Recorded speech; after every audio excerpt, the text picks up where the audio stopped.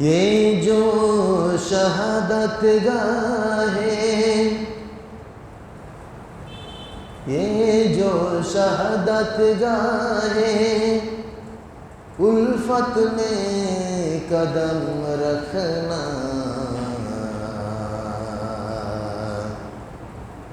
लोग समझते हैं आशा हो मुसलमान होना। बुद्ध से गन उठ गए, बुद्ध से गन उठ गए, बाकी जो रहे बुतगर है। खाबिराहिम पेदर और तसर आज़र है।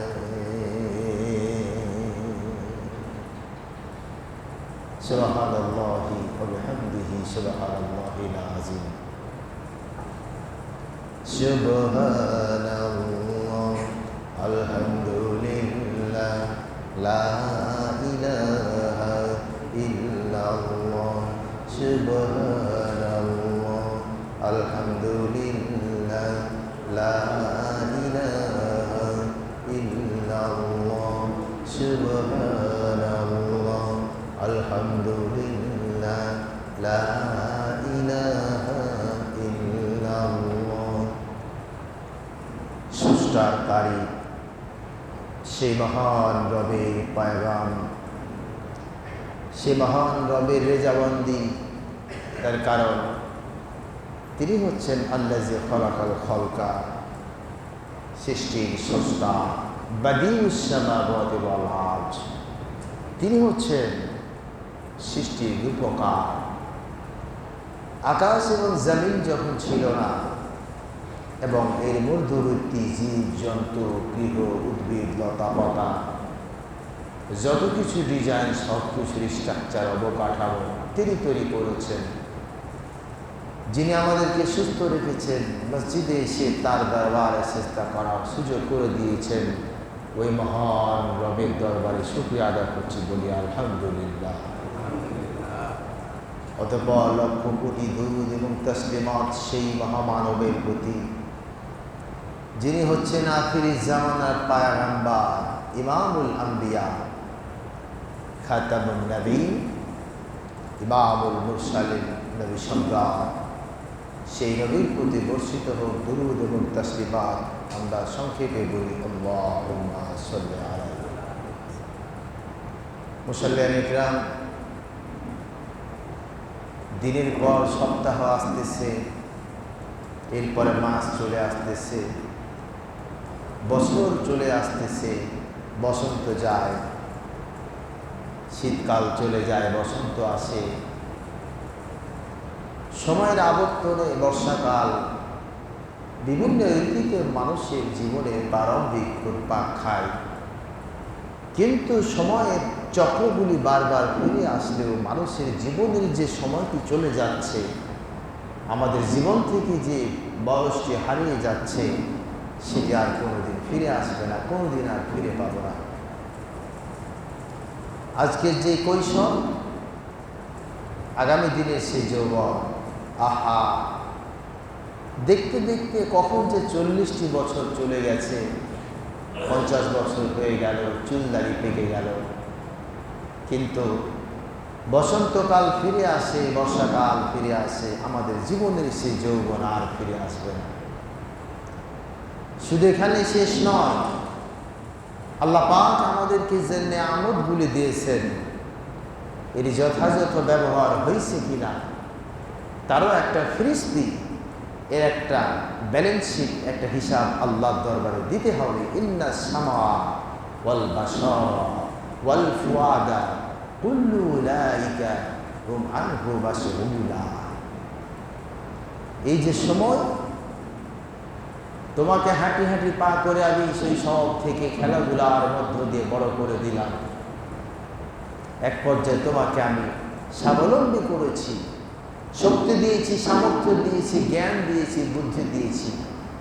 সমাজের বুকে তুমি প্রতিষ্ঠিত হয়েছ, তোমাকে সমাজের মধ্যে আমি মর্যাদা দিয়েছি। কিন্তু তুমি তোমার দায়িত্বের কতটা পালন করেছো তার হিসাব স্রষ্টার দরবারে দিতে হবে, কোনো উপায় নেই। তার কারণ আজকে পৃথিবীর বুকে 800 কোটি মানুষ, তারও বেশি হবে। তার কারণ আদমশুমারিগুলি যখন গণনা করে, এরা তার প্রতি বছর গণনা করে না।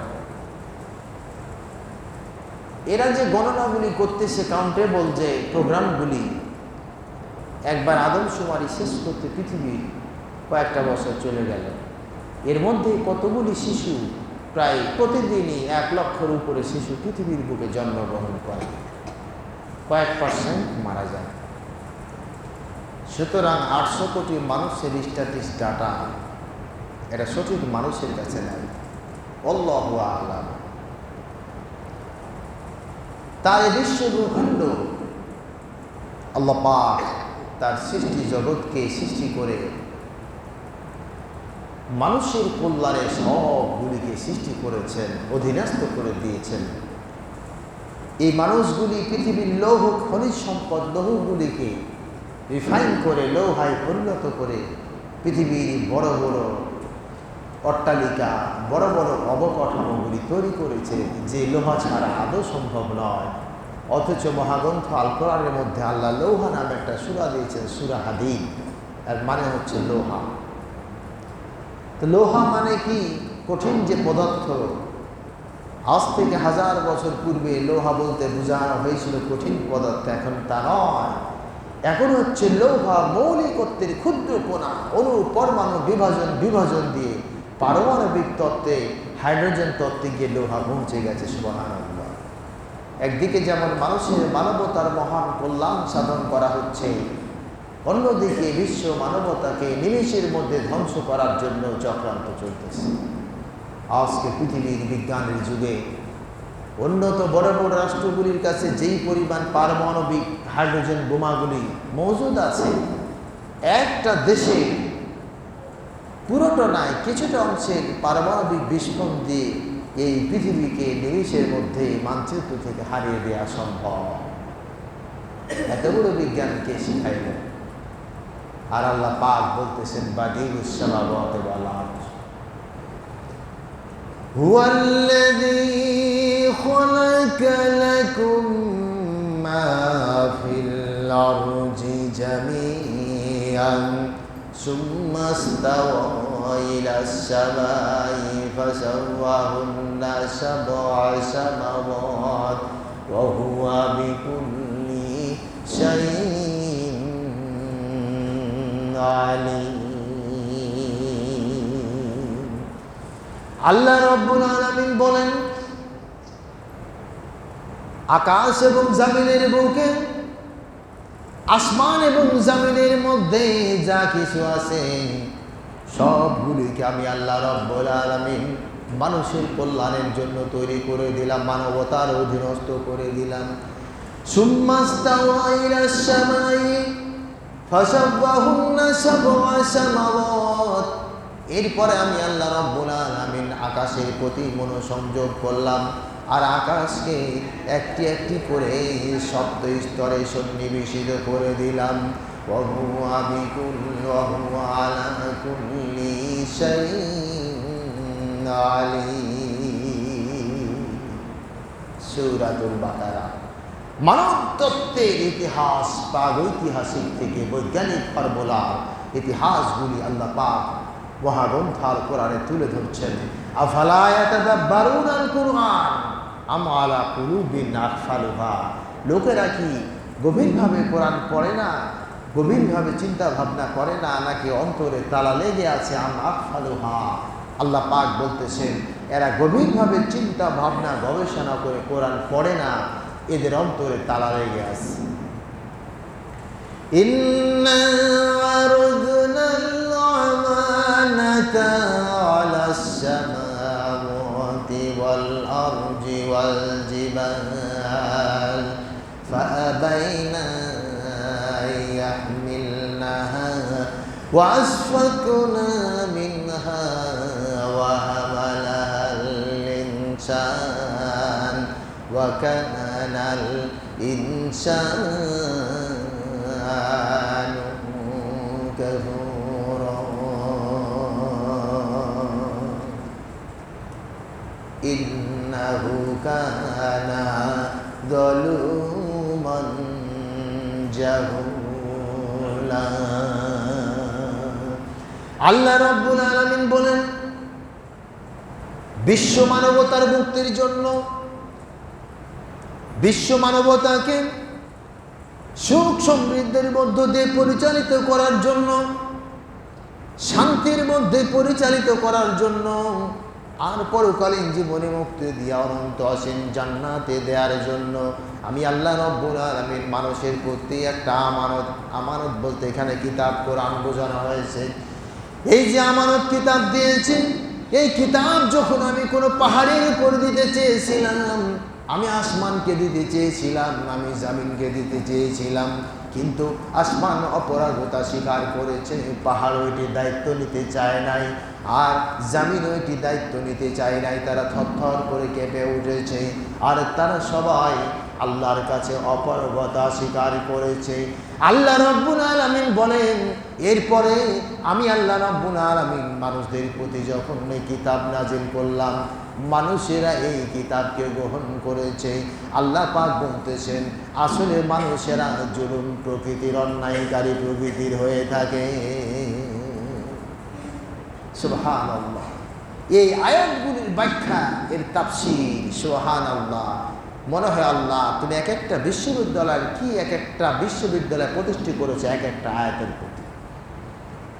তার কারণ আল্লাহ পাক কোনো কিছুর ফাঁক রাখেন না। শেষে বলতেছে, ইন্নাহু কানা যালুমান জাহুলা, নিশ্চয় মানুষগুলি তরাপ্রবণ এবং কিছুটা জুলুম প্রকৃতির। আমসালুল কোরআন শেষেই আল্লাহ পাক বলছে, মানুষগুলি স্বাভাবিক একটা প্রবণতা হচ্ছে মানুষদের মধ্যে একটা গ্রাস করে নেওয়ার ইচ্ছা, দুর্নীতি প্রবণ ইচ্ছা মানুষের মধ্যে কাজ করে, সেটি শয়তান থেকে আসে। সুতরাং আজকের বিষয়বস্তু হচ্ছে দুর্নীতি, করাপশন এবং সন্ত্রাস, terrorism. all are depends, it destroyed infrastructure of development country. এই করাপশন এবং দুর্নীতি যে দেশে ছেয়ে যায়, সে দেশের মানুষের সুখ সমৃদ্ধি বলতে কিছুই থাকে না। এটি বাস্তব প্রমাণ। একটু চোখ বন্ধ করে চিন্তা করলে বুঝতে পারবেন, সুখ নাই, শান্তি নাই। আল্লাহ রাব্বুল আলামিন বলেন, মহাগ্রন্থ আল কোরআনে বিবৃতি করছেন দুর্নীতি। তোমরা দুর্নীতি করো না, টেরোরিজম করো না। ওয়ালা তাকুলু আমওয়ালাকুম বাইনাকুম বিল বাতিল ওয়া তুদলু বিহা ইলাল হুকামি লিতাকুলু ফারিকাম মিন আমওয়ালিন নাসি বিল ইসম ওয়া আনতুম তা'লামুন। আল্লাহ রাব্বুল আলামিন দুর্নীতির ব্যাপারে ব্যাখ্যা করতেছেন। আল্লাহ পাক বলেন, জেনে রাখো মানুষেরা, শোনো, আর তোমরা ওয়ালা তাকুলু আমওয়ালাকুম বাইনাকুম বিল বাতিল।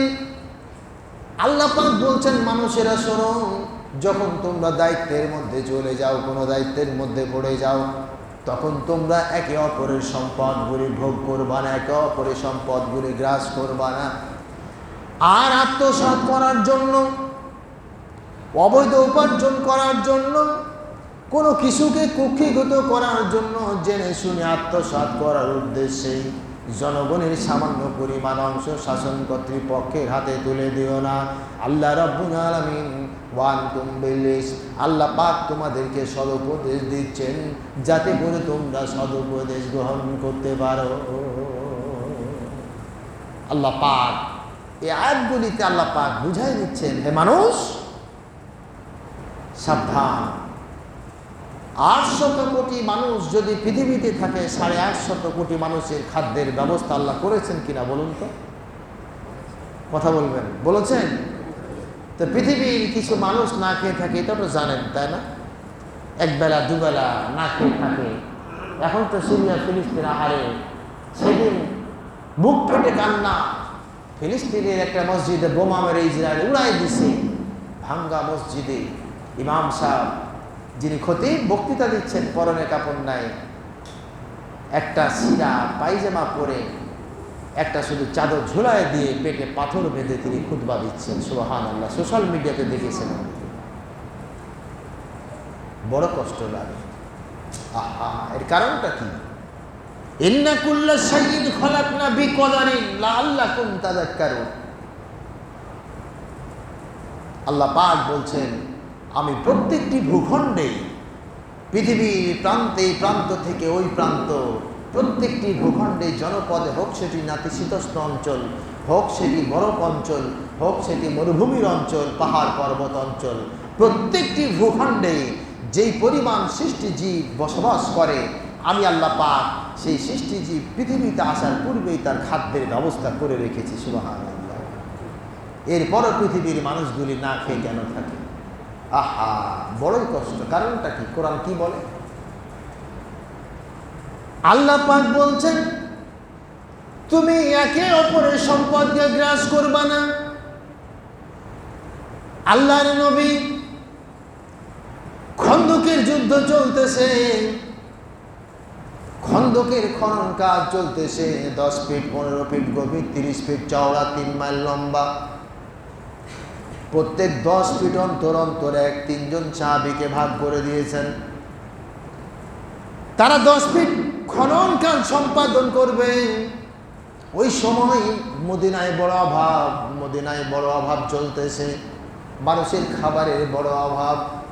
সাহাবীরা কাজ করতেছে, যুদ্ধ হবে কাফের বেঈমানেরা। মক্কা থেকে তারা 10,000 সৈন্যবাহিনী নিয়ে তারা মক্কার অদূরে শিবির স্থাপন করেছে আবু সুফিয়ানের নেতৃত্বে। সাহাবীদের পেটে খাবার নাই, কারো 1 বেলা খাবার আছে, কারো 2 বেলা খাবার নাই, কেউ সারাদিন না খেয়ে আছে। আহারে, হযরত জাবের বিন আব্দুল্লাহ, হযরত জাবের রাদিয়াল্লাহু তাআলা আনহু যখন নবীজির ভাগে পড়েছে, তিনি পাথর খনন করতেছেন। তিনি তাকায় দেখেন বিশ্ব নবীর মুখটা মলিন হয়ে গেছে, মুখটা শুকায় শুকায় গেছে। আর তিনি কোদাল মারতেছেন, তিনি যখন খঞ্জর মারতেছেন, জাবের রাদিয়াল্লাহু তাআলা আনহু তাকায় দেখে বিশ্ব নবীর পেটের ভিতরে, পেটের সঙ্গে পাথর বাঁধা আছে। ক্ষুধার যন্ত্রণায়। তো পাথর বাঁধা হয় কেন? এরও বৈজ্ঞানিক একটা বিশ্লেষণ আছে। যত উত্তপ্ত রোদ পড়ুক, পাথর কিন্তু একটা ঠান্ডা, এবং পাথরের মধ্যে প্রাণ আছে। পাথরও কথা বলে। কোন কোন পাথর আল্লাহর ভয়ে কাঁদতে কাঁদতে থরথর করে পাহাড় থেকে নিম্নাংশের দিকে গড়িয়ে পড়ে। কোন কোন পাথর কাঁদতে কাঁদতে ফেটে যায় এবং তার পানিতে পাহাড়িয়া ঝর্ণাগুলি প্রবাহিত হয়, যেটিকে আমরা বলি ঝর্ণা। আসলে সেটি পাহাড়ের কান্না। সুবহানাল্লাহ। পৃথিবীর মানুষ হয়তো অদূর ভবিষ্যতে আবিষ্কার করবে জড় পদার্থগুলির কথাবার্তা তারা কিভাবে বলে। সবগুলির উপরে নির্দেশ জারি হয় এবং সবগুলি আল্লাহর আনুগত্য প্রকাশ করে এবং সবগুলি আল্লাহর জিকিরে ব্যস্ত রয়েছে। সুতরাং ফিলিস্তিনের সেই ভাঙ্গা গাজায়, ভাঙ্গা মসজিদের মধ্যে 3 দিনের ক্ষুধার্ত একজন মসজিদের খতিব কথা বলতেছে, উস্কু খুস্কু পেটে পাথর বাঁধা। সেই দিন দেখলাম। সুবহানাল্লাহ। এর কারণ, এবং তার খুতবায় তিনি আরবিতে খুতবা দিচ্ছেন। দুঃখ করে তিনি বলতেছেন, মুসলিম বিশ্ব, আজকে তোমরা পৃথিবীর সম্পদগুলি দুর্নীতিতে ভরে গেছো। দুর্নীতির মধ্য দিয়ে সম্পদগুলি কামাই করে বড় বড় অট্টালিকা তৈরি করে তোমরা আরামায়েশ করতেছো। তোমার ভাইগুলি, ছোট্ট ছোট্ট শিশুগুলি অনাহারে অদ্যাহারে 1 দিন 2 দিন পর খাবার পায় না, কষ্টে জীবনযাপন করতেছে। তোমাদের হজ কবুল হবে না, তোমাদের কোনো ইবাদত বান্দেগি কবুল হবে না। আল্লাহর কাছে তারা হাত তুলে তুলে ফরিয়াদ করতেছে। এই যে বাংলাদেশ, কোরআনের সে আয়াত, কালকে রাতে আমি চিন্তা করতেছি, গাড়িতে আসি, মনে মনে ভাবতেছি, কোরআনের আয়াতটা হঠাৎ মাথায় মনে আসলো, গুনগুন গুনগুন করে তেলাওয়াত করতেছি। আপনারা রাস্তায় চলবেন, গাড়িতে চলবেন, গান শুনবেন না, মনে মনে জিকির করবেন।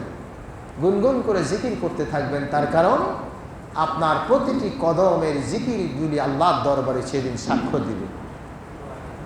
এই জন্য যখন পথ চলবেন, গাড়িতে আছেন, জেগে আছেন, মনে মনে জিকির করুন, সুবহানাল্লাহ, আলহামদুলিল্লাহ, লা ইলাহা ইল্লাল্লাহ, আল্লাহু আকবার, এভাবে জিকিরগুলি করতে থাকবেন। রাস্তা দিয়ে পথ চলবেন, প্রতিটি কদমে বলুন সুবহানাল্লাহ, আলহামদুলিল্লাহ, আল্লাহু আকবার। এগুলি, এই জামিনগুলি, সেই জামিন পদধূলির এই জামিনটা সেই দিন আল্লাহর দরবারে সাক্ষ্য দিবে, আল্লাহ তোমার এ বান্দা আমার উপরে দাঁড়ায় জিকির করেছে। বড় কষ্ট লাগে। বাংলাদেশ, একটা বিষয় বলি, এটা খুতবা মঞ্চ, জোহরের নামাজ 4 রাকাত, তাই না? কিন্তু জুমার দিনে 2 রাকাত করা হয়েছে। কারণটা কি? এই খুতবার জন্যই জুমার নামাজকে 4 রাকাতের বদলে 2 রাকাত করা দেওয়া হয়েছে। এই জন্য খুতবা শোনা ওয়াজিব। সময় মতো এসে খুতবা শুনতে হবে, এটা হচ্ছে ওয়াজিব। আর খুতবা এর মূল পয়েন্ট হচ্ছে মহাগ্রন্থ আল কোরআন। কোরআন থেকে কথা হবে। কোরআন দিয়ে যেমন নামাজে কোরআন তেলাওয়াত করা হয়, এই কোরআন দিয়ে খুতবা হবে, হাদিস দিয়ে তার ব্যাখ্যা হবে। আর খতিব সাহেব, ইমাম সাহেব রাষ্ট্রের সমসাময়িক বিষয় নিয়ে, প্রয়োজনীয় বিষয় নিয়ে জনগণের সামনে এই আলোচনাগুলি তুলে ধরবেন। এগুলি আবার আধুনিক যুগে দেশ বিদেশে ছড়ায় যাবে, ইহুদি খ্রিস্টানদের কাছে পৌঁছে যাবে, সরকার বাহাদুরের কাছে এগুলি পৌঁছে যাবে। এর নাম হচ্ছে খুতবা। তার কারণ এটাকে পেট্রোনাইজ করা হয়েছে, এটাকে তো ল্যামিনেট করে দেওয়া আছে, লাগাম ধরে আছে, সব জায়গায় সব কিছু বলা যায় না। তার কারণ রাষ্ট্র শক্তির বিরুদ্ধে বিদ্রোহ করা ইসলাম জায়েজ করে নাই। তবে হ্যাঁ, আন্দোলন কাকে বলে সেটিও একটা বিষয়। এই যে দেখেন না, দুর্নীতি কাকে বলে? আল্লাহ পাক যদি বলছেন প্রত্যেকটি ভূখণ্ডে আমি রিজিকের ব্যবস্থা করেছি, তো মানুষ না খেয়ে থাকে কেন? এর কারণ হচ্ছে আপনি কোনো না কোনোভাবে কারো হক, কারো খাবারটিকে আপনি গ্রাস করেছেন, এই জন্য ওই ব্যক্তি, আপনার ওই ভাই না খেয়ে থাকে। আহা, এই যে দেখেন বাংলাদেশের রাষ্ট্রের প্রেক্ষাপট, এদেশের সেনাবাহিনীকে এক সময় মনে করা হতো এরা আল্লাহ ভক্ত মানুষ, এদের মধ্যে কোনো দুর্নীতি নাই। আজকে সেনাবাহিনী করাপ্টেড বলতে কোনো দ্বিধা নাই। তাই সেদিন একটা আর্টিকেল দেখলাম যে 1/11 যখন ঘটল, 3 জন বড় বড় আল্লাহর ওলির সাক্ষাৎ নিয়েছে সরকারি কর্মকর্তা। আমি তাদের নাম বলতেছি না। 3 জন বড় বড় আল্লাহর ওলি, তারা সরকারি, এখন তো যারা সরকারি কর্মকর্তা বড় বড়, এরা সবাই আল্লাহর ওলি, তাই না? এরা বড় বড় দরবেশ আল্লাহর ওলি। কদিন আগেই বেনজির বলে গেল, রাষ্ট্রীয় শক্তির ক্ষমতা বুঝো নাই, খাল থেকে টেনে টেনে তোমার নিয়ে আসা হবে, পানিশমেন্ট করা হবে। বেটা, আজকে তুমি কোথায়? এত দুর্নীতি করে। আবার দেখেন, এহরাম বেঁধে সাদা কাপড়কে গিয়ে মক্কা মদিনায় হজ করছে, প্রতি বছর হজ উমরা করতেছে। তুমি তো হজ করতেছো না, তুমি দুর্নীতিগ্রস্ত, তুমি যাচ্ছ ফেরেশতাদের ঘুষ দেওয়ার জন্য। এজন্য কিয়ামতের দিন যখন আমলের বিচার হবে, হজ যদি কারো কবুল হয়ে যায়, মকবুল হজ যেটাকে বলা হয়, তাহলে ওই ব্যক্তির পূর্বের জীবনের কোনো গুনাহ থাকে না, সব পাতা সাদা হয়ে যায়। আর সাদা জায়গাটারে আল্লাহ পাক নেকি দ্বারা পূর্ণ করে দেন। ইল্লা মান তাবা ওয়া আমানা ওয়া আমালা লাইসা আমালা বিহি। ওই সাদা ফাঁকা জায়গাটারে নেকি দিয়ে পূর্ণ করে দেন যারা ঈমান এনেছে, নেক আমল করেছে। ওয়া আমালা আমিলা সলিহান ফাউলাইকা ইউবাদদিলুল্লাহু সাইয়্যাতিহিম হাসানা ওয়া কানা আল্লাহু গফুরুর রহিমা। যারা ঈমান আনলো, নেক আমল করলো, আমি তাদের পূর্বের গুনাহগুলিকে মুছে দিয়ে, শুধু মুছে দেই না, ওগুলিকে নেকি দ্বারা ভরে দেই। ইহরাম বেঁধে প্রতি বছর তুমি হজ করতেছো, হারে দুর্নীতির পাহাড় কামাই করে জনগণের হক নষ্ট করে তুমি যাচ্ছ হজ করতে, তো কিয়ামতের দিন কিছু মানুষগুলিকে আল্লাহ বেড়া দিয়ে ঘেরে দিবে, গ্রিল। হাউজে কাউসারের পানি আল্লাহ নবী খাওয়াবেন, জিবরাইলও খাওয়াবেন। কিন্তু কিছু মানুষ, আল্লাহর ওলি দরবেশ টাইপের কিছু মানুষ দৌড়ে আসবে, এদের সামনে বিরিল ফ্যান্স বেড়া দেওয়া হবে, এদেরকে আলাদা করে দেওয়া হবে। হাউজে কাউসারের পানি এদের খাইতে দেওয়া হবে না। ইকরা কিতাবাকা, এরপরে যখন তার কিতাবে বলবে আমি জীবনে 9 বার হজ করেছি, আমার হজের নেকিগুলি কই? সেদিন ফেরেশতারা লাঠি দিয়ে পিঠে আবার বলবে, বেটা হজ তো তুমি করো নাই, ঘুষ দিতে গেছো, একটা হজের নেকি তোমার আমলে লিখা হয় না। 20 লক্ষ হাজী সাহেব মক্কা মদিনায় হজ পালন করলো, লাব্বাইক ধ্বনিতে আকাশ বাতাস মুখরিত হয়ে গেল, অথচ এক ইসরায়েলের বিরুদ্ধে ফিলিস্তিনকে বাঁচাতে তারা সক্ষম হয় না। এ হজের মূল্য কোথায়? আজকে কিছু কিছু আলেম দেখবেন ফতোয়া দিচ্ছে বসে বসে মঞ্চে, ইমাম মেহেদি ইমাম মাহাদি এসে গেছে বলছে না, কিছু কিছু ওলামা চলে আসছে, কে না তো অমুক অমুক। 200 কোটি মুসলমান পৃথিবীর বুকে এখন, অথচ হযরত উমর যখন রোমান আক্রমণ করবেন তখন মাত্র 2 লক্ষ মধ্যে মুজাহিদ, টোটাল সব মিলিয়ে 5 থেকে 7 লক্ষ মুসলমান রোমান সাম্রাজ্য বিধ্বস্ত করে ইসলামের ঝান্ডা উড়ায় দিল। আর আজকে 200 কোটি মুসলমান 1 কোটি ইহুদিকে মারতে গিয়া ইমাম মাহাদি কখন আসবে তার অপেক্ষায় করতেছে আর দোয়া করতেছে, আল্লাহ তুমি ইমাম মাহাদির পেটা। হায় রে বদের বদ, এগুলো ইসলাম বুঝে? আল্লাহ তো চাইলে এমনিতে উল্টাই দিতে পারে সবকে। আল্লাহ যদি একটা হুকুম দেয় কোন ফায়াকুন, সব ইহুদিরা পানি খাইতে পারবে না, শেষ। হে মুসলমান, তোমাদের ঘুম ভাঙলো না, ঘুম ভাঙতেছে না, এজন্য আল্লাহ পাক বলতেছেন ওয়ামা লাকুম লা তুকাতিলুনা ফি সাবিলিল্লাহ। ফের দিয়া বলতেছেন তোমাদের কি হচ্ছে, তোমরা হাত গুটিয়ে কেন বসে আছো? অন্যায়ের প্রতিবাদ যদি না করো, সমাজের মধ্যে জুলুম নির্যাতন বাড়বে, দুর্নীতি যখন বেড়ে যাবে, ওই খাদ্যদ্রব্যের মুদ্রাস্ফীতি দেখা দেবে, মানুষের জীবনে শান্তি উঠে যাবে, হালাল হারাম যখন দেখবে না, জেনা ব্যভিচার ছড়িয়ে যাবে, আল্লাহর আসমানের বরকত কমে যাবে, বৃষ্টিপাত বন্ধ হয়ে যাবে, মানুষের জীবনে সমস্যা বাড়তেই থাকবে। এগুলি হাদিসের বর্ণনা। বড় দুঃখ লাগে। মা সালাকাকুম ফি সাকার ফি জান্নাতিন ইয়াতাসাআলুনা আনিল মুজরিমিন। জাহান্নামের পাদদেশে সেই দিন জান্নাতীরা যখন জান্নাতের ভিতরে প্রবেশ করবে, কৃষক মাঠে ঘাটে কামলা দেয়, ফসল উৎপাদন করতেছে, ধান উৎপাদন, গম উৎপাদন করতেছে, আকাশে যখন বৃষ্টি হয়, মাথায় গামছা পাগড়ি বান্ধা মাথল মাথায় দিয়া, এরপর লুঙ্গিটার সাইটা নেংটে মায়েরা মাঠে নামা পড়ে, কোদাল দিয়ে কোপায়। কৃষকগুলি ধান উৎপাদন করে, গম উৎপাদন করে, আর এগুলি তার বাড়ির ছোট্ট ছোট্ট বাচ্চাগুলি, বাড়ির বউগুলি এগুলিতে শ্রম দেয়। আহারে সব মিলে এগুলিকে শ্রম দিয়ে খাদ্যগুলিকে একত্রিত করে বস্তাজাত করে বাজারজাত করে দেয়।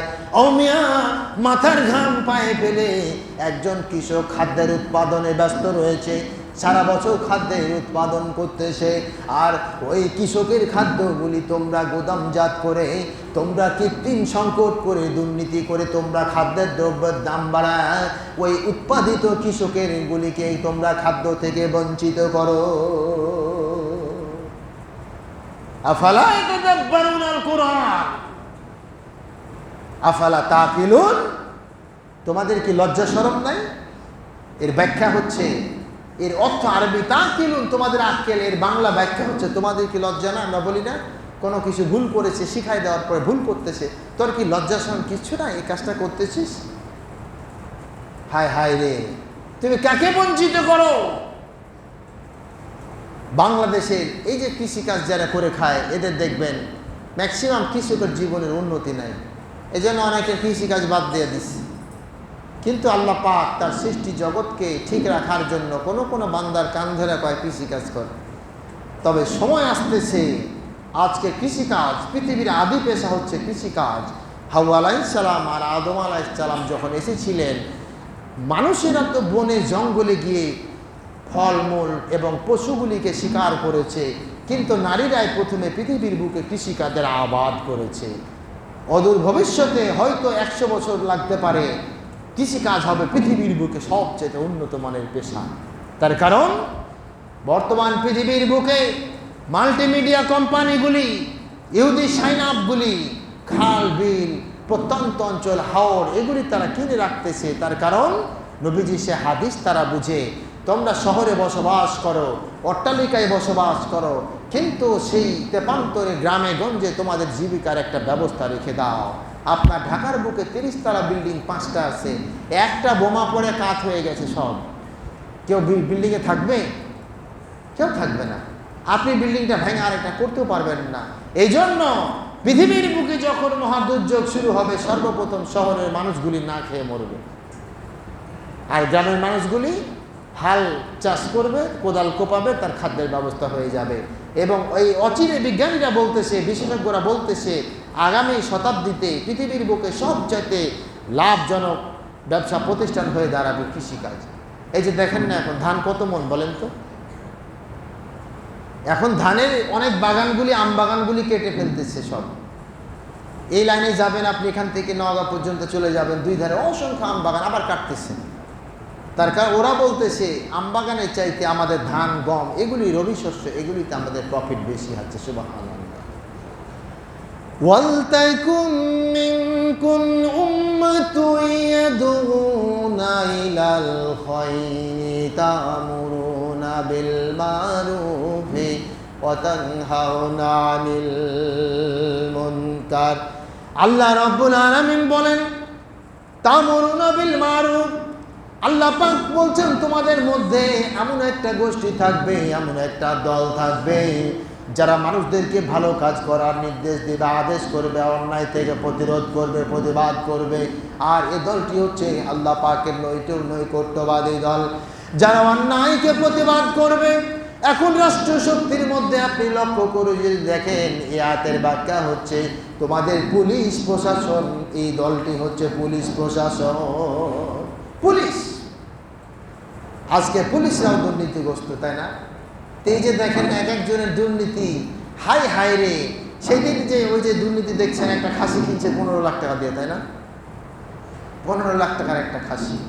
তারপরে আরো তো অনেক কিছু আছে, তথ্য বাইর করতে গিয়ে দেখা যায় হাই হাই রে, করছে কি এমন দুর্নীতি যে দুর্নীতির হিসাবের শেষ নাই। হাজার হাজার কোটি টাকা দুর্নীতি করে এরা কেমনে বসবাস করে, মাথায় কাজ করে না। সুবহানাল্লাহ। সেই দিন জাহান্নামীরা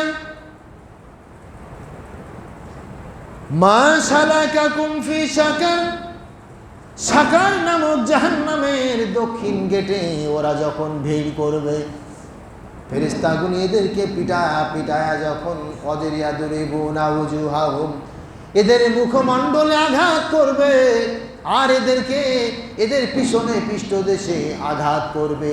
আর পিটাতে পিটাতে এদেরকে যখন সাকার নামক জাহান্নামের দক্ষিণ গেটে নিয়ে যাবে, ওই দিন ওই সমাজের মানুষগুলি, যারা সমাজের বুকে নিম্ন শ্রেণীর মানুষ হয়ে গেছে, যারা রিক্সা চালায়, অটো চালায়, কিংবা যারা কৃষি কাজ করে, যাদের সমাজে কোনো মর্যাদা নাই, আল্লাহ রাব্বুল আলামিন ওই মানুষগুলিকে যখন জান্নাতুন নাঈমের মধ্যে দিয়ে রাখবেন, ওরা জান্নাতের গ্লাস থেকে বাইরের দিকে তাকায় দেখবে সমাজের বড় বড় হোতা, বড় বড় নেতা, বড় বড় গভর্নমেন্ট অফিসার যারা সবাই আছে, ওরা জাহান্নামের সাকার নামক কিনারে যখন তারা ভিড় করবে, আর তখন তারা বলবে আজকে কেন তোমরা জাহান্নামের সাকার নামক জাহান্নামের কাছে আসছো? ওই সময় ওরা আফসোস করে বলবে হায় হায় রে, আর বলো না, আমরা 4টি কারণে জাহান্নাম, সাকার নামক জাহান্নামের গেটে ভিড় করেছি। সুবহানাল্লাহ। নিরন্ন মানবতার মুক্তির পয়গাম তুমি অবৈধ উপার্জন করে খাচ্ছ, ঘুষ, দুর্নীতি, বাংলাদেশের সব সেক্টরে দুর্নীতি, প্রত্যেকটা সেক্টর দুর্নীতি ছাড়া কোনো সেক্টরকে আপনি দেখতে পাবেন না। রাষ্ট্রীয় কথা বলতে ভয় লাগে, এটা বাংলাদেশ। এদেশের প্রাইম মিনিস্টারের যে অধিকার রয়েছে, একজন সাধারণ রিক্সাওয়ালা খেটে খাওয়া দিনমজুরের সমান অধিকার রয়েছে, তারও অধিকার রয়েছে প্রাইম মিনিস্টার হওয়া, ঠিক কিনা বলুন? সুতরাং আমাদের ট্যাক্সের টাকায় তোমরা বড় বড় পদে বসে আছো, এসি, তারপরে উন্নত মানের গাড়ি নিয়ে বসে তোমরা চলতেছো, জীবনের লাইফ লিড করবা। সাধারণ জনগণ ন্যূনতম চাহিদা পূরণ করতে পারবে না, এটা কখনো হতে পারে না, শুরু হবে বিদ্রোহ। যুগে যুগে কালে কালে ইতিহাস, আইয়ামে জাহেলিয়াতের যুগে দুর্নীতি এমনভাবে গ্রাস করেছিল, সমাজের সাধারণ মানুষের কোনো বাঁচার পথই ছিল না। ইসলাম দুর্নীতির ভিতরে গ্রাস করেছে। উহুদের যুদ্ধ চলতেছে, কম্বলগুলি বিতরণ হবে, কিন্তু দুর্নীতি করে একজন সাহাবী একটা কম্বল বেশি নিয়েছে। আল্লাহর নবীর কাছে হাজরতে জিবরাইল প্রত্যেক দিন আসতেন, প্রত্যেকটি পয়েন্টে আসতেন। জিবরাইল বলে দিল, ইয়া রাসূলুল্লাহ, আপনার অমুক নামের অমুক সাহাবী একটা কম্বল আত্মসাৎ করেছে। নবীজির নাম ধরে তাকে অপমান করলেন না। নবীজি বললেন, রে সাহাবী শোনো, তুমি যে দুর্নীতি করে একটা কম্বল তোমার ভাগে বেশি নিয়েছো, তুমি মনে রাখো এই কম্বলটি তুমি দুনিয়ার কোনো কম্বল তুমি গ্রাস করো নাই, জাহান্নামের আগুনের কম্বল তুমি গ্রহণ করেছো। সাহাবী নবীজির দরবারে আসলেন, কম্বলটি রেখে দিয়ে নবীজির কদম মোবারকে পড়ে গিয়ে কাঁদতেছে, ইয়া রাসূলুল্লাহ, আমার দুনিয়ার লোভ আমাকে গ্রাস করেছে, আমি বুঝতে পারি নাই, আমি এজন্য কম্বলটি গ্রাস করেছিলাম। নবী গো, জিবরাইল আপনাকে জানিয়েছে, আমি তো বুঝতে পেরেছি, তার কারণ ওই সময় আপনি ছিলেন না। ইয়া রাসূলুল্লাহ, আমি কম্বলটি ফিরাই দেই, আপনি আমাকে ক্ষমা করে দিন। নবী বললেন, সাহাবী রে, তুমি এখান থেকে দূরে সরে যাও, তুমি কম্বল রেখে দাও, আল্লাহর কাছে ইস্তিগফার করো, আর মানুষকে মানুষ যেন জানতে না পারে, এই জন্য তুমি স্থান ত্যাগ করে দূরে চলে যাও। সুতরাং আল্লাহ পাক বলতেছেন, ইন্নাল্লাযীনা কাযযাবু বিআয়াতিল্লাহি ওয়াস্তাকবারু আনহা লা তুফাত্তাহু লাহুম আবওয়াবুস সামাই ওয়ালা ইয়াদখুলুনাল জান্নাতা হাত্তা ইয়ালিজাল জামালু ফি শাম্মিল খিয়াত ওয়া কাযালিকা নাজজিল মুজরিমিন। আল্লাহু আকবার। প্রিয় ভাইরা, প্রত্যেকটি মানুষ তার জীবিকা নির্বাহ করবে হালাল পন্থায়। আপনি গভর্নমেন্ট অফিসার, আপনি সরকার বেতন দিচ্ছে, আপনি কারো দায়িত্ব পালন করতেছে, আপনি মনে রাখুন, দুর্নীতি করে করাপ্টেড করে একটি অর্থ উপার্জন করে থাকেন, আর সেই পয়সায় আপনি পাঞ্জাবি আর টুপি আর জুব্বা লাগায়া আর পাগড়ি লাগায় আছে, মঞ্চে উঠে কথা বলবেন, নামাজের সেজদা দিবেন, আপনার ইবাদত কবুল হবে না। তার কারণ নামাজ কবুল হওয়ার জন্য যেমন আপনার ওযু লাগবে, ওযু ছাড়া নামাজ হবে? ওযু ছাড়া তো নামাজ হবে না। ঠিক ইবাদত কবুল হওয়ার জন্য হালাল রুজি হতে হবে, তাহলে আপনার ইবাদত কবুল হবে। প্রিয় ভাইয়েরা, আমরা আল্লাহর কাছে ইস্তিগফার করব। সময় শেষ। আসলে দুর্নীতির বিষয়ে আলোচনা করতে গিয়ে কিছুটা বলা হলো, কিছুটা হলো না, ইনশাআল্লাহ আবার বলবো। তো পৃথিবীর বুকে আমরা রুজি রোজগার করে আমাদের পয়েন্টে পয়েন্টে ভুল হয় না, হয়ে যায়, মিথ্যা কথা হয়, দুর্নীতি হয়ে যায়। আল্লাহর কাছে আমরা ক্ষমা চাইব, আর এক্ষেত্রে ক্ষমা চাইব, আর আল্লাহর পথে বেশি বেশি করে দান করে দেব, ক্ষমা চেয়ে বেশি বেশি দান করে দেব। পাপ যখন হয়ে যায়, পাপ প্রকাশ করতে হয় না, মানুষের সামনে এটা বলতে হয় না যে আমি অমুক পাপ করেছি। রবের দরবারে এসে সেজদা দিয়ে কান্না করে বলবে, আল্লাহ এই পাপ আমি করেছি, ক্ষমা করে দাও। আর যখন দান করে দিবেন, এটা কাফারা হয়ে যাবে। প্রিয় ভাইরা, মসজিদের কাজ চলতেছে, অনেকটা কাজ শেষের পথে, কাজগুলি জানালা